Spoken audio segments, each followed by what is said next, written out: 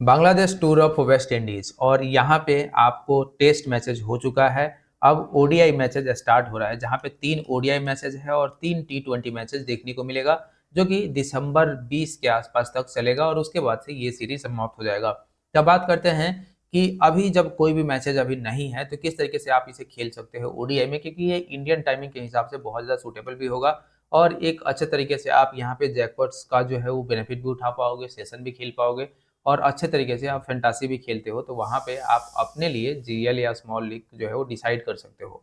तो देखेंगे कि कैसे जो है वो आपको वेस्ट इंडीज और बांग्लादेश में ये पता चल जाएगा आपको कि कौन जो है वो जीतने वाला है, किस तरीके से रहने वाला है, कैसा पिच रिपोर्ट है और किस तरीके से आपको देखने वाला है। हालांकि ये मैचेज आपको 8 दिसंबर को देखने को मिलेगा। आज है 6 दिसंबर, तो यानी कि 2 दिन है आपको इस वीडियो को देखने के लिए और बहुत अच्छे से जो है वो पूरा चीज समझने के लिए।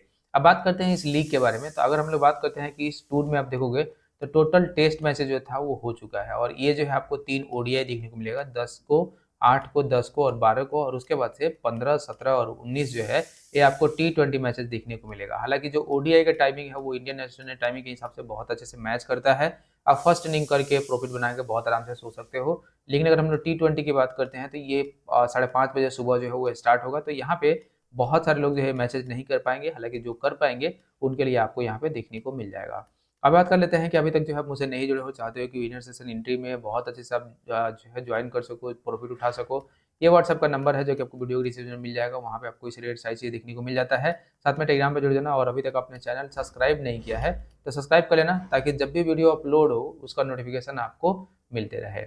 अब बात कर लेते हैं यहाँ पे कि वेस्ट इंडीज और बांग्लादेश, अगर इनके फर्स्ट जो ओडीआई मैचेज है इसको हम लोग देखते हैं ना, तो यहाँ पे आपको एक चीज़ देखने को मिलेगा कि ये जो लीग है और ये जो टूर है, इस टूर पे अगर दोनों टीमों की बात करते हो तो दोनों टीमों में बांग्लादेश ऑफ कोर्स थोड़ा सा कमजोर नजर आएगा और वेस्ट इंडीज ऐसा टीम है कि अगर वो चलेगा तो बहुत बड़े रन भी बना देंगे, नहीं चलेगा तो फटाफट आउट भी हो जाते हैं। तो उनके लिए ओडीआई सूट नहीं करता है जल्दी से, उनके लिए जो होता है वो मेनली जो टी20 मैचेज है वो ज़्यादा सूट करता है। तो इस हिसाब से देखोगे तो दोनों टीमों के पास बहुत अच्छा ऑप्शन है इस सीरीज को जीतने का और दोनों टीमें यहाँ पे एक अच्छा रन बना के जैकपॉट जो है वो पंटर्स को दे सकती है। अब संडे होगा तो संडे को 8 दिसंबर को ये जो है धमाका आप कह सकते हो कि इस मैच में होने वाला है। टाइम जो है वो 7 PM इंडियन टाइमिंग के हिसाब से है और वेन्यू जो है आप देखोगे वार्नर पार्क संत किड्स में जो है वो आपको देखने को मिलेगा। तो संत किड्स के पिच रिपोर्ट पहले भी मैंने जो है चैनल पर डाल रखा है, आप वहां से देख सकते हो। बाकी यहाँ पे अभी हम लोग डिस्कस करते हैं। अब बात कर लेते हैं कि जो संत किड्स का पिच रिपोर्ट है ये किस तरीके से जो है रहने वाला है। तो अगर सरफेस की बात करते हैं तो ये बाइलेन सरफेस है, जहाँ पे ये स्पिनर्स को साथ साथ जो फास्ट बॉलर हैं उनको भी फेवर करता है। और एक चीज़ यहाँ पे देखने को मिलता है कि जैसे जैसे पिचेज जो है थोड़ी सी ओल्ड होते जाती है, यहाँ पे रन बनाना मुश्किल होते चला जाता है, क्योंकि जो वेस्ट इंडीज में मेनली पिचेज होता है वो थोड़ा सा स्पॉन्जी टाइप का जो है आपको देखने को मिलता है। यानी कि शुरुआत में थोड़ा सा कठोर रहेगा और धीरे धीरे धीरे जो मैच आगे बढ़ते जाएगा तो वो क्या होता जाता है कि स्पॉन्जी टाइप का होता जाता है। यानी कि बॉल गिरने के बाद हल्का सा रुकता है और फिर जो है वो जाएगा। तो उससे क्या होगा कि बैट्समैन को जिस स्पीड से बॉल आते हुए नजर आता है उस स्पीड से नहीं आता है, और जिसके चलते यहाँ पे लास्ट में रन बनाना थोड़ा सा मुश्किल जो है वो हो जाता है। और ये चीज़ें आपने बहुत सारे मैसेज में देखा होगा और यहाँ भी आपको देखने को मिलेगा। तो ये चीज़ आपको यहाँ पे ध्यान रख लेना है, इस तरह के मैसेज देखने को मिलेगा। लेकिन हाँ, एक चीज़ ध्यान रख लेना कि ये बहुत ज़्यादा हाई स्कोरिंग मैचेज आपको जो है वो देता है इस ग्राउंड पे। और हाई स्कोरिंग का मतलब है कि जो फर्स्ट इनिंग में बैटिंग करेगा उसके बहुत हाईली चांसेस रहता है कि यहाँ पे एक अच्छा रन बनाएगा, लेकिन जैसे जैसे मैचेज आगे बढ़ते जाएगा यहाँ पे रन नहीं बनता है। तो ये चीज़ आपको हमेशा ध्यान रखना है। अब इसके हिसाब से कैसे तैयार कर सकते हो, तो जो फर्स्ट बैट है उसमें आप बैट्समैन को ज़्यादा सेलेक्ट करो, जो सेकेंड बैट्स है उसमें आप बॉलर्स को जो है थोड़ा सा ज़्यादा सेलेक्ट कर सकते हो। तो इस चीज़ पे फोकस करके आपको यहाँ पे चलना है। अब बात करते हैं ओडीआई के रिकॉर्ड्स यहाँ पे कैसे है। तो देखोगे टोटल 18 मैचेज हो चुका है, जिनमें से अभी रिसेंट टाइम में 15 मैचेज जो है आप देखोगे तो फर्स्ट बैट जीता है, 5 मैचेज सेकंड बैट जीता है। और स्कोरिंग पैटर्न देखोगे तो 200 से नीचे आपको जो है वो 2 स्कोर दिखाई देगा, 200 से 250 के बीच में जो है 4 स्कोर है, 250 से 300 के बीच में 4 स्कोर है और 300 से एबव 8 स्कोर है। तो आप देख सकते हो कि यहाँ पे 300 रन बनाना ओडीआई में बहुत ही आसान रहा है पिछले कुछ सीजन में और पिछले कुछ जो है मैचेज में। लेकिन यहाँ पे एक चीज़ का ध्यान रखना है कि ये सारे जो डाटा है ना, ये अभी रिसेंट में जैसे 2023-24 में कोई मैचेज जो है ओडीआई के इस ग्राउंड पे हुआ नहीं है।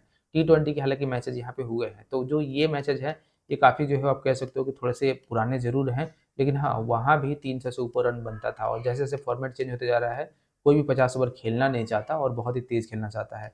एवरेज रन आप देखोगे यहाँ पे तो 286 है, तो आप ऐसा कह सकते हो कि 290 के आसपास जो है यहाँ पे एवरेज रहता है। तो अगर कोई टीम 290 के आसपास रन बनाता है तो आप लेके चलो कि उसके 90% चांसेस रहेगा कि वो डिफेंड कर सकता है इस पिच पे, क्योंकि यहाँ पे डिफेंडिंग ज़्यादा आसान है एज कम्पेयर टू चेस करना। जैसे आप ये स्कोरिंग जो है वो देख के आपको पता चल जाएगा कि 2 गुना जो है ज़्यादा चांसेस है जो है वो डिफेंड होने का। हाईएस्ट स्कोर देखो 377 है और लोवेस्ट देखोगे तो 129 है। तो दोनों टीमें जिस तरीके की टीमें हैं, ऐसा नहीं हो सकता कि बिल्कुल एवरेज स्कोर के पास पहुंच जाए, लेकिन हाँ ऑन एवरेज जहाँ तक मुझे लगता है कि दोनों टीमें पहले बैटिंग करके एटलीस्ट 250 के आसपास तो जरूर ही जाएगी, और इतना जाएगी तो एक जबरदस्त वाला मैच दे सकती हैं। अब बात करते हैं पिच के किस तरीके से रहा है। तो पिछले अगर देखोगे 2018 में मैचेज हुआ है, 16 में मैचेज हुआ है, और उसके रिसेंट टाइम में अभी केवल T20 मैचेज यहाँ पे हुए हैं, ओडीआई नहीं देखने को मिला है। तो अब इसमें बात करते हैं तो इस मैच में देखो बांग्लादेश 301 बनाता है और वेस्ट इंडीज 283 बना के जो है यहाँ पे आपको जो है वो मैचेस डिफेंड हो जाता है। उसके पहले देखोगे तो आपको यहाँ पे साउथ अफ्रीका का 343 है और वेस्ट इंडीज जो है 204 पे ऑल आउट हो जाता है। उसके पहले देखोगे तो ऑस्ट्रेलिया 265 बनाता है और वेस्ट इंडीज 266 बना के चेस कर लेता है। और उसके पहले फिर देखोगे यहाँ पे तो ऑस्ट्रेलिया जो है 288 बनाता है और वेस्ट इंडीज 252 पे ऑल आउट हो जाता है। तो अगर हम लोग बात करते हैं रन का, तो जो ये एवरेज स्कोर जैसे हमने अभी देखा कि 290 के आसपास इनका एवरेज है, तो अगर एवरेज स्कोरिंग के आसपास जो भी स्कोर गया है उससे ऊपर गया है तो देखोगे डिफेंड हो गया है, और जो उससे नीचे रहा है वो चेस होने के चांसेस जो है वो रहा है हाईली।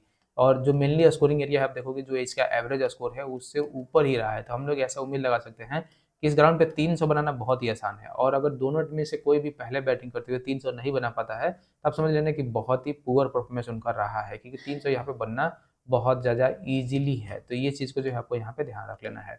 अब बात करते हैं यहाँ पे हेड टू हेड का, तो दोनों अभी तक जो है 44 मैचेस खेल चुके हैं रिसेंट टाइम में, जिनमें सब देखोगे तो 21 वेस्ट इंडीज जीता है, 21 बांग्लादेश जीता है, और नो रिजल्ट में आप देखोगे तो 2 मैचेस जो आपको देखने को मिलेगा।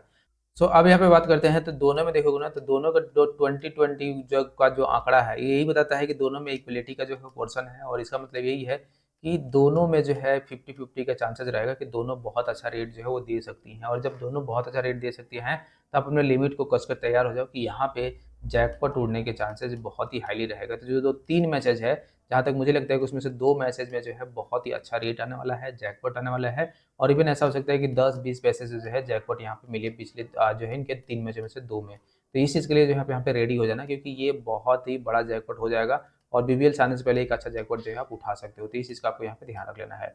अब बात करते हैं प्लेइंग 11 का, तो ये जो है वेस्ट इंडीज़ की तरफ से अभी जो है प्रोबेबल प्लेइंग 11 है, और इसमें अगर हम लोग बात करते हैं कि फॉर्म किसका अच्छा है, तो अभी देखोगे तो अभी के हिसाब से जो इवन लुइस है फॉर्म अच्छा चल रहा है, ब्रेंडन किंग का जो है थोड़ा बहुत अच्छा चल रहा है, और रोशन चेस का भी ठीक है, रोमियो सेफर्ट का भी ठीक है, साई होप का बहुत ही अभी अच्छा चल रहा है, चाहे वो T20 हो फिर ओडीआई हो। और ओडीआई में तो ये प्रॉपर ओडीआई बैट्समैन है, तो उसके हिसाब से देखोगे तो बहुत अच्छा जो है बैट्समैन चल रहा है, और अभी जो है इनको कैप्टेंसी भी जो है वो दे दिया गया है। तो इस चीज़ का आपको यहाँ पे ध्यान रख लेना है। बॉलर में बात करते हैं जोरी जोसेफ और जॉर्डन सील्स को जो है आप प्रीफर कर सकते हो, तो ये चीज़ आप यहाँ पे ध्यान रख के चलना।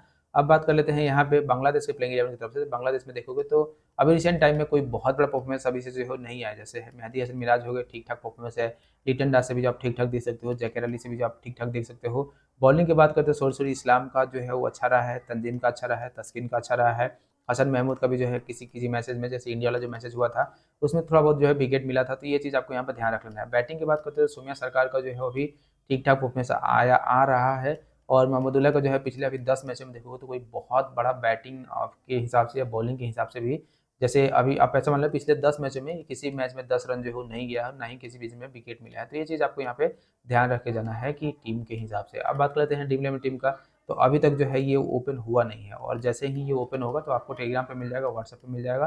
तो आप जो है डायरेक्टली व्हाट्सएप पे जुड़ जाना, टेलीग्राम पे जुड़ जाना, वहाँ पे आपको इससे रिलेटेड सारी चीज़ें जो है देखने को मिल जाएगा। और अभी तक आप मुझसे नहीं जुड़े हो, चाहते हो कि विनर सेशन इंटरव्यू में बहुत अच्छे से आप प्रॉफिट उठा सको, ये व्हाट्सएप का नंबर है जहाँ पे आपको जुड़ जाना है, साथ में टेलीग्राम पे जुड़ जाना, कॉल पे रिसर्च करके यहाँ पे आपको इससे रिलेटेड सारी चीज़ें देखने को मिल जाएगा। तो होप सो ये वीडियो आपको इंटरेस्टिंग लगा होगा। मिलता है आप सब वीडियो में, तब तक के लिए धन्यवाद।